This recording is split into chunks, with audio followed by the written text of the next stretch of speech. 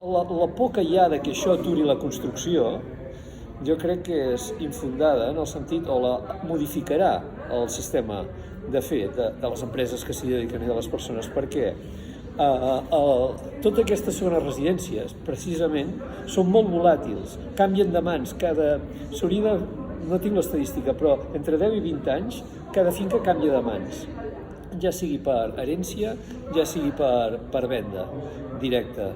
I a més, cada cop que canvia de mans es transformen, perquè els nous propietaris volen adaptar els habitatges.